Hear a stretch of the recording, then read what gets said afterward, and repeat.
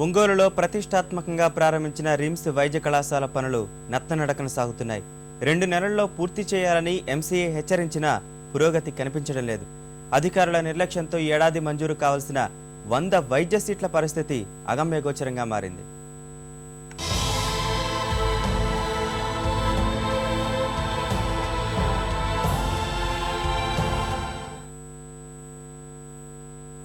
ప్రకాశం, నెల్లూరు జిల్లాల పరిధిలో వైద్య కళాశాల ఏర్పాటు చేయాలన్నది ఆ ప్రాంత ప్రజల చిరకాల స్వప్నం. అందుకు అనుగుణంగా ఒంగోలులో రిమ్స్ వైద్య కళాశాల 300 పడకల ఆసుపత్రి నిర్మాణానికి ప్రభుత్వం అనుమతి ఇచ్చింది. మొత్తం 500 కోట్ల రూపాయల వ్యయంలో మొదటి దఫాగా 300 కోట్లు మంజూరయ్యాయి.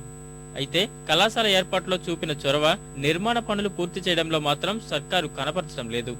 అరకొర సౌకర్యాలతో తొలి ఏడాది 100 వైద్య సీట్లు సాధించుకున్న రిమ్స్ ఈ ఏడాది మరో 100 సీట్లు సాధించుకోవాలంటే మాత్రం భవనాల నిర్మాణం పూర్తి కావాలని మెడికల్ కౌన్సిల్ ఆఫ్ ఇండియా తేల్చి చెప్పింది.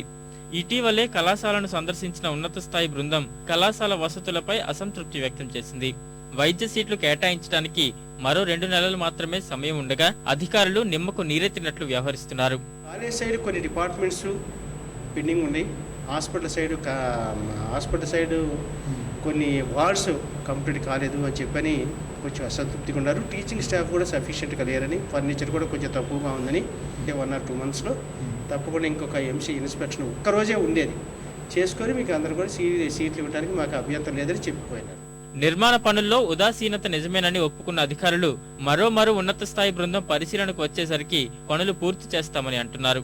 ఎంసీఏ రిక్వైర్మెంట్, సెకండరీ రిక్వైర్మెంట్స్ కావాల్సిన వర్క్స్ మాత్రము ఇప్పుడు చాలా అడ్వాన్స్ స్టేజ్లో ఉన్నాయి. అంటే స్లాబ్స్ అయిపోయినాయి, బ్రిక్ వర్క్ అయిపోయింది, ప్లాస్టింగ్ నడుస్తుంది, కానీ ఫినిషింగ్లు జరగాలి. అలాగే కాలేజీల్లో, హాస్పిటల్లో, హాస్టల్ బిల్డింగ్స్లో ఈ 3 ఫ్రంట్లలో ఫినిషింగ్ వర్క్స్ మాత్రం పెండింగ్ ఉన్నాయి.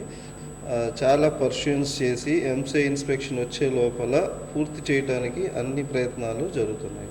అధికారులు ఎప్పటికైనా స్పందించి వైద్య కళాశాల, ఆసుపత్రి పూర్తి చేసి రోగులకు అందుబాటులోకి తీసుకురావాలని స్థానికులు కోరుతున్నారు.